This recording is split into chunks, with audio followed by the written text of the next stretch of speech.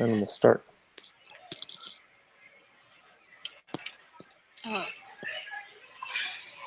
All right. Well, thanks for joining. Sorry I'm running late. Appreciate your time. So we'll get started. Let's say a prayer. I'll go ahead and say a prayer. Dear Heavenly Father, we're grateful to gather to learn from one another. We're grateful for our studies, the ability we have to learn at BYU, Idaho, and to also learn the gospel as we engage in our studies. Please bless us with thy spirit to discuss and prepare to finish up the semester. We're grateful for one another and for the strengths we possess, the things we learn in our groups and in our efforts. We love thee and pray for these things in the name of Jesus Christ. Amen.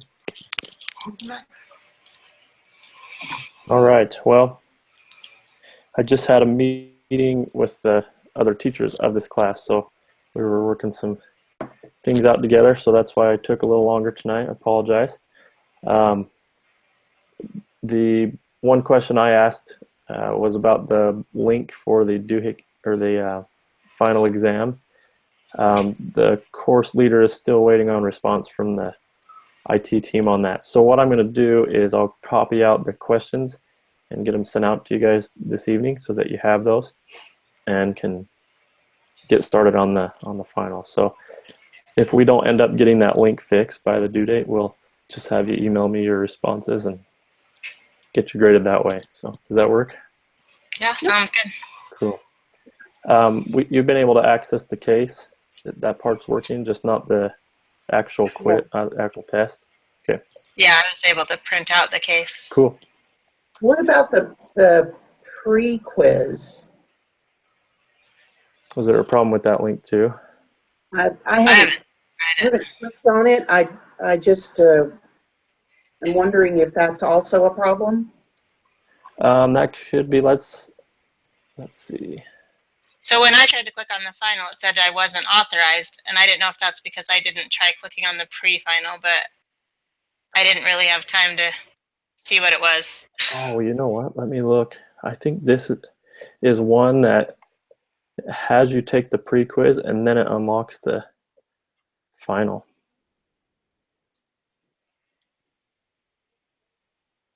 Yeah, I think that might be the case. So let me verify that, because I think we ran into this a little bit last semester, and then as soon as you take that pre-exam, basically what the pre-quiz is that you're reaffirming that you're going to take the exam on your honor and not share answers and be dishonest. So it's like an honor code question thing. I was thinking it would take a lot of time, so I was like, no, I don't have time to do it right now. It's 5 questions related to on my honor, I promise not to cheat, pretty much. So, so yes, thank you. That brings that to memory now. So yeah, take that and see if it lets you access the quiz. Okay. Okay. Yeah, that's right. I apologize. Yeah, that we ran into that last time, and then the people that took that unlocked it. So try that, report back to me, and then we'll get some word out on that with email. So. Okay. Excellent. I knew there was something. I'm like, I don't know why that's broken. So. Yeah, online classes have been around for a little while. The final shouldn't be broken. I know. It's like, what? We can't cancel the final, even though you probably wouldn't mind. But all right. Well, how's it going? One more. We're almost right at the end here. Yep. Has it been a I don't know, eye-opening? Learn new things this semester? Yeah, I think so. For me, at least. Yeah. Good. Yeah, it has been for me.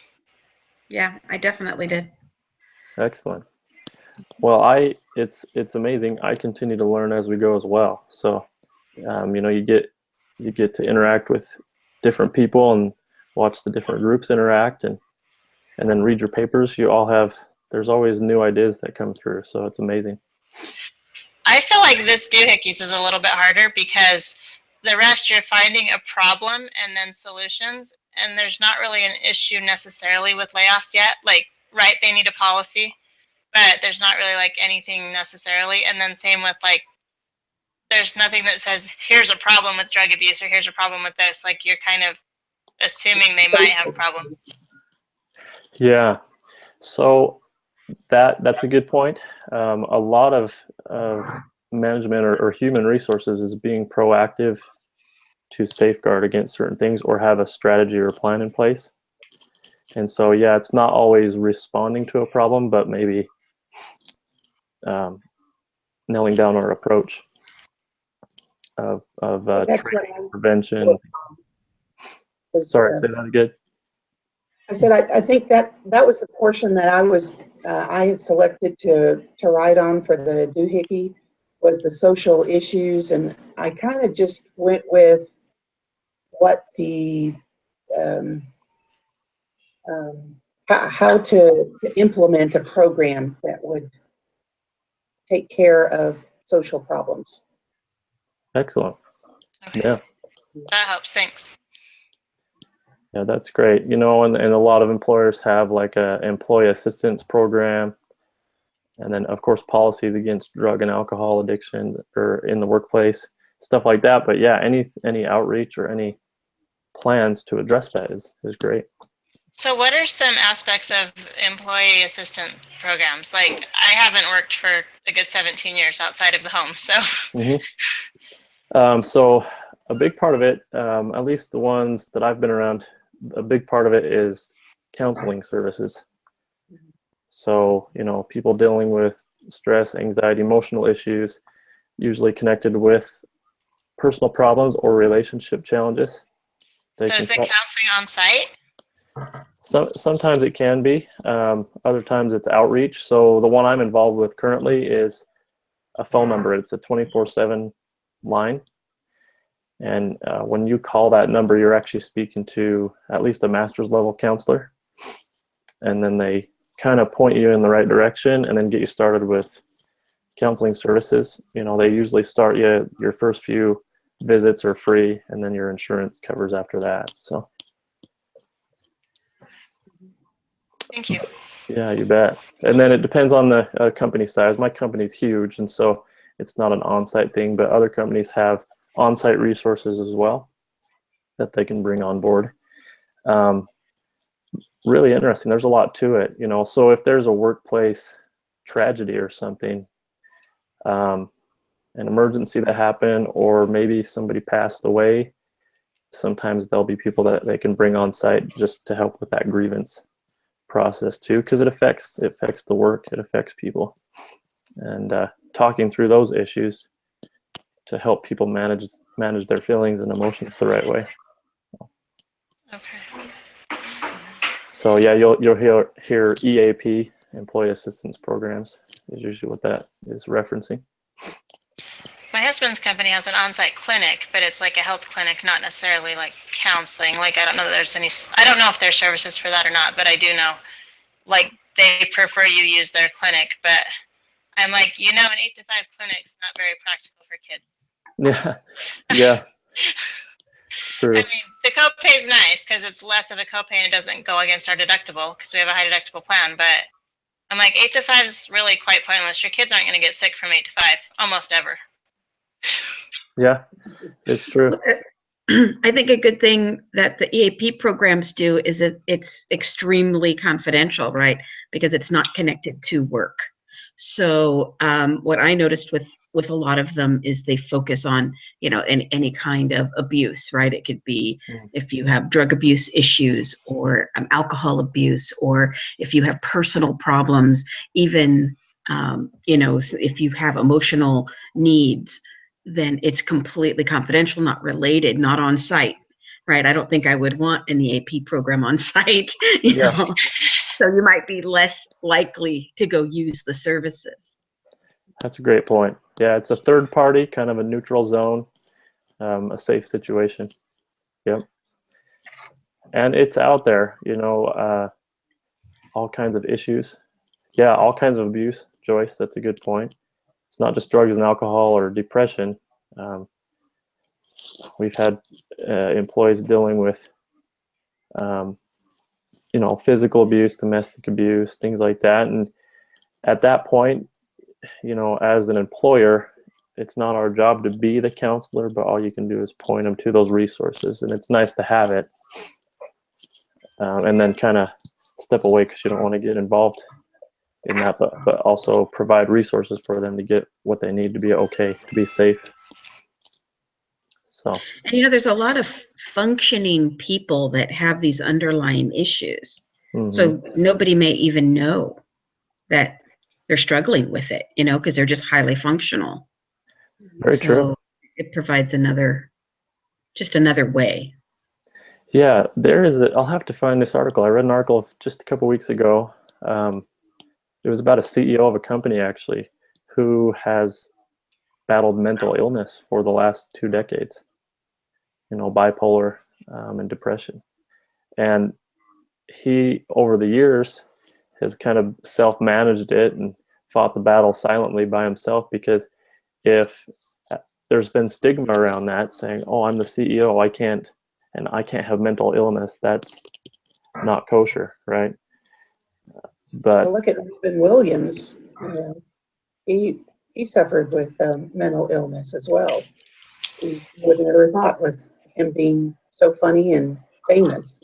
yeah, there's a stigma, and it's kind of coming out of the woodworks that, hey, mental illness and emotional challenges are just as real and prevalent as physical disabilities or illnesses. So yeah, you kind of see the tide turning a bit. I do, because 30 years ago, people that drank too much, you really didn't think too much of it, where it kind of turned into, okay, this is an issue, this is an illness, let's deal with this, let's provide opportunities for them to get better. And I think that's kind of at the beginning part of any kind of emotional or mental kind of illness or challenge that people have. We're right at the tip of it starting to be talked about and less stigmatized, and more accepting of the idea that this isn't something you just put on your big girl panties and just get on with life. It's true. And yeah, when we're in that mentality, it just perpetuates the problem. Like, deal with it by yourself. We can't. So I think anytime, the big takeaway for me is a good manager, a good leader develops other leaders, and the beginning of leadership is personal leadership. So helping people manage their difficulties and manage their lives with the right principles can help them get the help that they need. So that's what we do, and that's what we do in the gospel, and that's what we do. That's what our church leaders do. That's what our priesthood leaders do, is they help people. So I have that brought to mind 4 questions that one of my last stake presidents brought up. He was talking about welfare, and he said, when I speak to people about their needs and their welfare needs, I ask them 4 questions. And this was fascinating to me, because this guy's been a bishop 2 or 3 times, stake president. And the first question is, what do you want?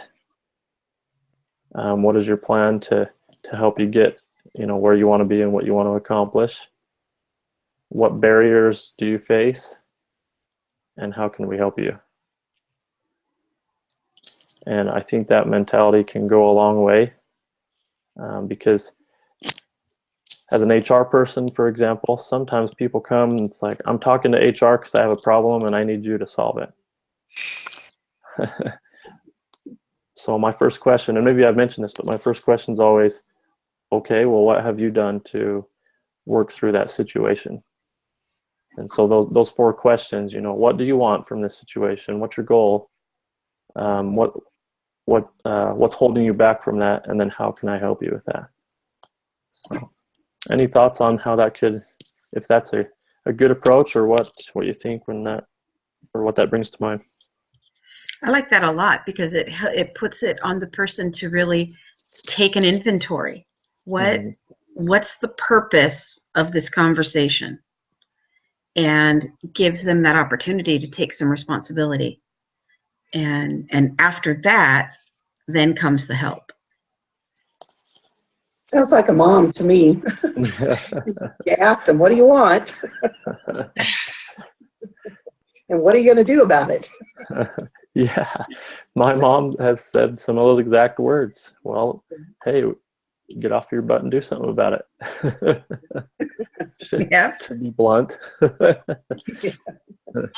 I like those 4 questions. I think it does put a lot of personal responsibility back on the person, because you hear a lot of people that go only to their LDS bishops or their stake presidents when they need help, right? Mm-hmm. And so you deal with, my husband was in the bishopric. He's never been a bishop or stake president, but he's like, yeah, people will just all of a sudden show up at the door wanting money because they know the LDS bishops will help out. So I like that it's not just a handout, right? Like there's some thought going into it. We had a situation for a while this summer where we were helping my husband's nephew. He was living with us, and he at some point started violating some of the rules. And like those questions would have been really helpful, because it's like, what do you want out of this situation? Like, we're trying to help you, but what's your plan to allow that to happen? I mean, ultimately he left. But I think it could have been solved a lot better had we like thought about these, like, what are the barriers that for you getting the help you wanted, what that you wanted out of this situation? Because it kind of turned into us being the bad guys because we were defending our family rules, right? But we didn't have to be the bad guys. We could have put it back on him with these questions. Yeah, find out what they want to accomplish and then go from there. So like HR, I think HR has the rap for being bad guys, right? Like a lot of times you're the bad guy, but these questions make it so you're less of a bad guy. Yeah, so that has stuck with me. That was, I heard that 2 or 3 years ago, and I've jotted that down. I can send those out. I just think that's very powerful. So helping people help themselves.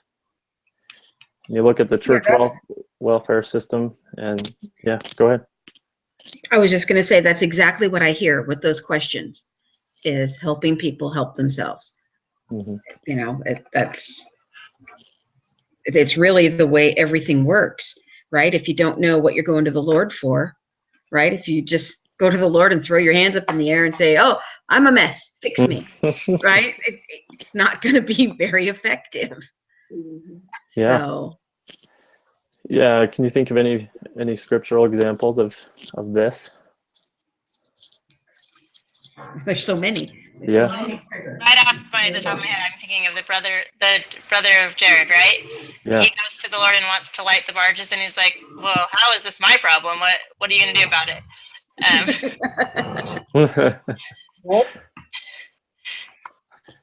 Yep, perfect example.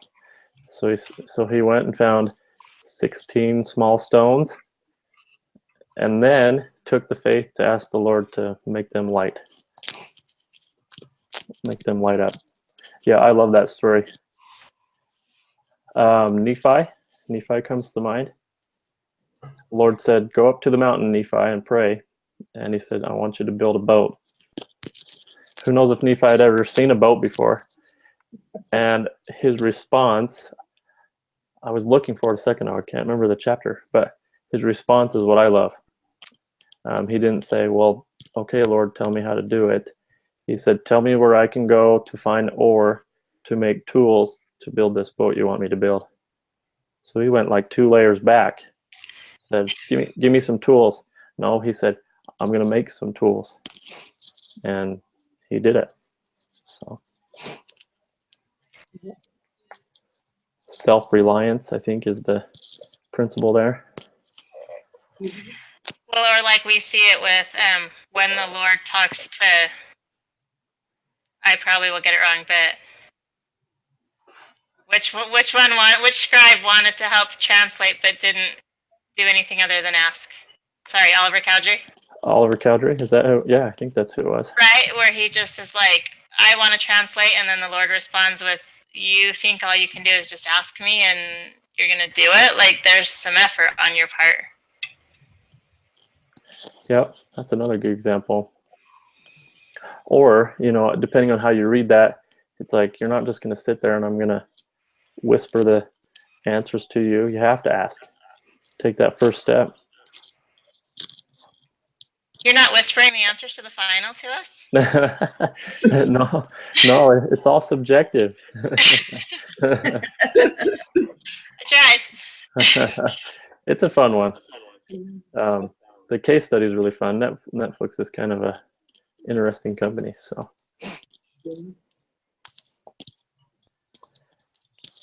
you've got all your tools already, right? 'Cause we've went through 13 weeks of content. So now you get to put it together. Yep. Excellent. I think, that can go a long way, just helping people take care of themselves, take care of their families, and take ownership. And Stephen Covey talks about the zone of control in the 7 Habits book. Doing what we are in control of. How many of us deal with stress and worry? And most, if not all of that stress and worry are things that we can't affect, things that we cannot control. So that's another way to look at it. At least that's blessed me these past few years, is saying, I'm in this situation. I'm really only worrying about what I can't control. And that goes back to what the moms say. Well, what are you going to do about it? What can you do about it? So, good. Any other thoughts? What did you think about the workspace? I love that assignment. I had so much fun drawing my workspace. I want it now. Yeah, I know. Yeah, I know. It makes you think about what your dream workspace is, right? It's like, oh, I don't have it. Yeah, I really don't have it. But oh yeah, I was very thrilled with that one. That was an easy one for me. Good. Maybe that's things that come easy we tend to like, right? It's true. Yeah, we gravitate. Someone else might have had a really hard time with it, so I'm sorry. No, that's all right. How many of you have worked in environments that were not conducive to anything versus those that were? The first time I went into a company that had open space, open workspace, I thought they were crazy. I just did not see how I was going to be able to focus and how I was going to get anything done, because there were so many distractions. Everybody, I could see everything. I didn't get to be in my own little cocoon. I thought that's what I needed. And then I worked in an open environment like that. And, they were groups of 4, but in a small open space. And yes, I did hear other people's conversations. And sometimes that was a good thing. Because when they're siloed, they might be thinking they're moving in the right direction. And overhearing a conversation cuts off that wrong direction really quickly. And so I found there were a lot of benefits like that. And I was able to train myself something I never thought I would be able to do, to focus with activity around me. So great. So that was my experience. Excellent. Any other experiences or thoughts? Well, I obviously haven't worked for a while, but just working from home and doing schoolwork from home, it's hard for me to deal with the distractions. Like, it's hard for me I work better when my kids are at school. Like, I can sit down and focus on my homework and think about it. So when I first thought about the open area thing, I was like, I don't know if I could go to work and work with all that, because especially as a mom, I can listen to everyone else's conversations. I can hear what they're doing, what they're talking about. So that would be hard for me. I think I would need a mix where you have like a library kind of setup, where you have an open area where you can gather with people, but then you have more like quiet areas where you can kind of go into the quiet areas when you need that. I think that would be a good mix for me. Yeah, there were times when I was in the middle of a project and I really needed to like put a note on my back, right? Do not disturb. At that, and those times, I really do wish that I had an office that I could go into. And I mean, we had a small conference room, but then, people looked at you funny. So why are you going in there? And so I wish that was one thing that I think would have made it better, is to have had an opportunity for that. And like you, Cindy, I like to be on my own. I like to be with other people, but when I want to concentrate on something, I just don't want to deal with what's going on around me. I'd rather just focus on what's at hand. Yeah, and I was very surprised in myself, because I was always the kind of person, before that experience, everybody knew in my home, if I'm on the phone, don't try and talk to me, or it's just not going to happen. I am focusing on one thing. When I'm typing something, don't talk to me, or don't be in the kitchen thinking I'm listening to you, because I'm not. But I learned, like I said, I learned something new about myself. I was able to develop that. Well, that's great. Yeah, and we have that adaptability for sure. I think that's probably an advantage to the open thing, is because work in any day at work, right? There's so many distractions, and if you can't handle those distractions, then you get really stressed out, right? But like, never do you just get to sit in your office and enjoy your peace and quiet for 8 hours. Something's going to come up. So I think there's like an advantage to having that, so you can learn to deal with the distractions and still work through it and still be productive. I just feel like there's times when you need more of a quiet space. Like my drawing, I kind of envisioned like one of the visitor centers on Temple Square, where there's like a big open area, but there's these little nooks that are pushed back against the walls where the missionaries could take people to talk more quietly. That's kind of how I envisioned it. So it's still like an open nook, but like a little more private in case you need that quiet space. But some openness so that you can like collaborate, but also learn to deal with the distractions. Yeah, I did the same thing in my drawing. I put a very small cube farm, right? The undesignated, right? Anybody could use them, but just a little low-walled cube farm is what I envisioned, so people could go in there. That's awesome. That reminds me of campus a little bit. Have you guys been onto campus, BYU Idaho campus at all? Never been on any campus of anything. Yeah, that's okay. There's sometimes some that haven't, most that haven't, right? Because we're online. So, but yeah, it's very similar. You'll find big open areas, but little off areas where you can kind of have quiet time. So yeah. Pretty fascinating. The temple can be like that too. I think there's, well, at least in the Idaho Falls Temple, they're in the celestial room. It's pretty wide open, but then across the room, there's 2 little sealing rooms right there. So it's interesting because they'll be doing sealings right there where other people are mingling in the celestial room. Of course, it's Reverend in there, but people are still communicating. I discovered, well, you wouldn't be able to go there, but the bride's room. The bride's room is a very peaceful and, it's not bustling all the time. So sometimes that's a good place just to go for some contemplation. I remember going there once, and I just had letters that I had to write. And I was able to just sit in the bride's room and write and cry and, and Yeah. just be able to be there and do what I needed to do. So that was also another good place in the temple. Yeah, that's great. So what can we do in our homes? Obviously, we don't always have our dream space in our homes, but what can we take away from what we're talking about, into our homes or into our personal lives? I think having a designated space in our home is more helpful. That's not part of my workspace plan. None of my workspace plan was designated areas, but I think in the home, it helps because you just know where all of your stuff's going to be. Because in your home, you're not going to have 4 or 5 different workstations set up that you can wander around. And so I think in your home, one spot that has, would be sufficient for your needs.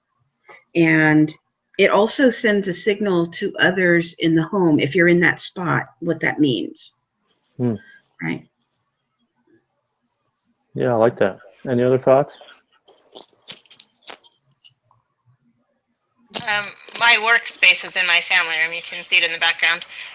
So it goes from, like, there's one step up to our dining room. So for me, as I'm working throughout the day, if I'm feeling like I am doing pretty good, I'll go sit on the couch and read or something. I can do that. But if I'm really tired, I have to go sit at the kitchen table. So I can see, like, the need in a work environment to be able to go from standing to sitting, or going from, like, your desk to a more comfortable spot, like, depending on how you're feeling or what's going on that day for you. Like, I have that freedom to do that in my home. But we do have our front room is, I call it the sit and be nice room. So if my kids are in there, they're supposed to sit and be nice. So I think there is a good reason to have a designated spot that's more quiet for pondering. Like you were talking about the temple. Some areas are obviously more bustling, right? Like the locker rooms. I mean, that's not really a place to contemplate much. People are waiting in line or whatever. But there's quiet areas that you can go ponder. And so I think it's good to find this time or the space or both in your home to have that quiet time to ponder. Even the scriptures tell us, to pray always and to pray in our secret places. And I've found myself even being in a closet once, more than once, just so that I could have a quiet place to pray. So you can find places. You just have to make sure that you have those opportunities to do that. I like it. Yeah, I think the scriptures even say pray in your closets. Yeah, well, I've done it. Yeah, and I think, we've got to do what works for us, but I think we need to be deliberate about it, right? So having designation of where we want to be and where we have our quiet time, that's important. And it's interesting, the brethren talk about that, they talk about that time to study and pray and meditate. One of our high councilmen a couple weeks ago gave a talk, and he said he was a bishop at the time, and he would pull into the garage and turn off the car and sit in his car for a time. And his wife knew that if he was out in the car, he was just having his quiet time. So we can make that happen wherever we need to. The world is noisy. It's a noisy place, and so we have to give ourselves that time. I did that. I forget what class. I took a class, and I did a little experiment where when I would drive to work, I always had the radio on, the music, or listen to the news for the day, the weather, whatever. And I found that I was a lot more peaceful when I would turn the radio off and just have quiet conversation with my Heavenly Father. I felt a lot closer when I would do that.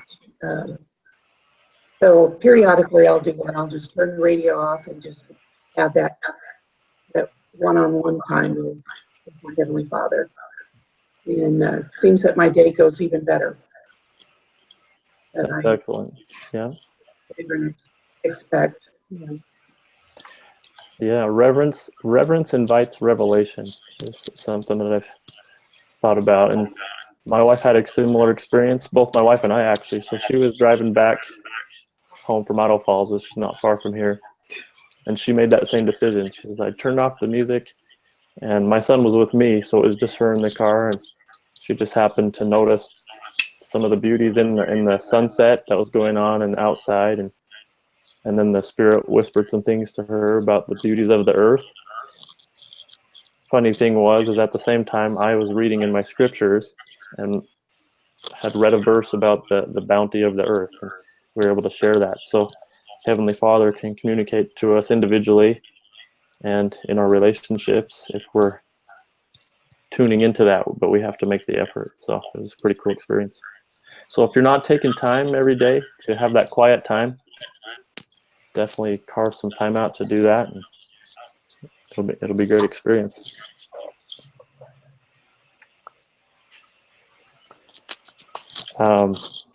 Excellent. Appreciate that. I don't want to keep everybody up so late. So was there any other thoughts or questions? I logged on late. Did I overhear a resolution to the final quiz issue? So as I was talking through it, I don't remember, Cindy or Maria, one of you asked about the pre-quiz. So there's a final pre-quiz. Actually ask you a few brief questions about the honor code, saying, hey, on my honor, I'm not going to seek answers from others or be dishonest on this test. I think as soon as you take that, it unlocks the final. It didn't. I did that. It did not? Okay. All right. It so did that's not. what I wanted. I did that to a little while ago. So still broken. Okay. I think last time that's the way it's supposed to work, but if it's still broken, what I will do, I'm going to grab those questions and I will send those out to you guys in a document. And in the meantime, by the due date, that link should be fixed. If not, I'll just have you respond in a document and email it over to me.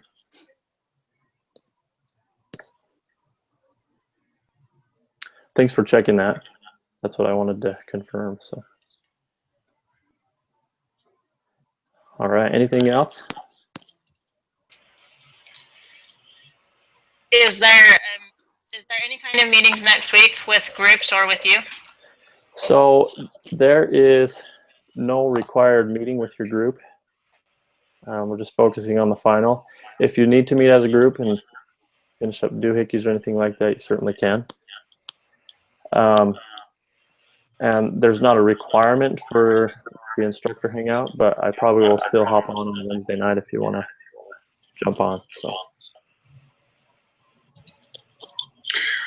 I did do the final 2 quizzes, the 13 and 14. I did those a couple weeks ago, but I'm sorry, 13.3 and 13.4, but they haven't been graded yet. Has it been lost, or does it get graded as the week approaches? They'll get graded probably like Saturday when I usually jump in there. So Okay. that one had a short answer in it, so it's waiting for a manual grade to put in. So you're waiting on me. Sorry. Okay, no, that's okay. I just wanted to make sure that it got submitted. Okay. I don't want to be late and then realize it didn't actually go through. Fine. I can double check, but it should be in there. It's just waiting on a manual grade with that short answer. So. Okay. Yep. I try to grade within that 7-day time frame and try not to go beyond that. So I will get to it. Anything else? I can't think of anything. All right. Well, thanks for talking about, having a little discussion. I always just try to like to make it hit home for us and draw some application out. So hopefully we're able to pull some of that out tonight. Thank you for all that you've done and making this class fun. Oh, you bet. Thank you all. I appreciate it. I'm always open to feedback too as we go. So if things come up feedback-wise, how we can make it better or what you like from these discussions or anything like that, send it my way and I'll use it next semester. What would you think would be a good follow-up course to this? It's a good question. So more specifically towards HR or more of a business type class? I am more particularly interested in HR. So that's my reason for asking. Yeah. Because there's so many different directions, because there's kind of the business aspect and then, healthcare, administration type things, different industry. Something that came to mind when you said that was some of the communication courses are really fascinating. I don't know if you've taken like interpersonal communication. That's an excellent class.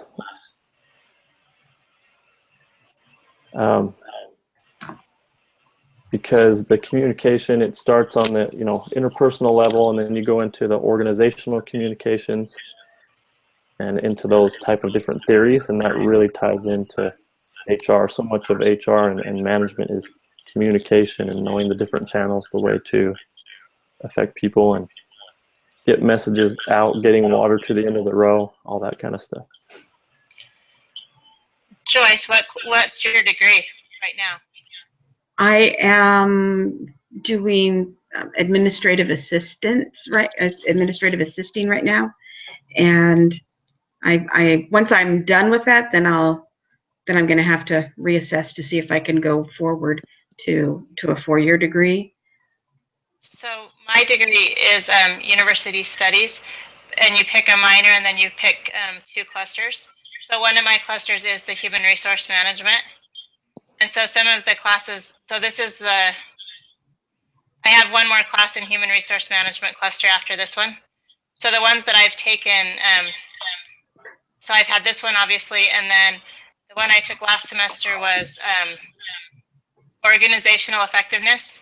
I want to say it was, what is this one, 321? It was 370, or if this is 370, it was 321 or 341. Business. Yeah, this is 370. Sorry, I can't remember them all. But it's organizational effectiveness, and we did a lot of case studies like this. But we had a case study every week, and you had to figure out the problems and solutions every week for a new Harvard case study. So if you liked the case studies, that one, organizational effectiveness was that one. Great. I do like the idea of that.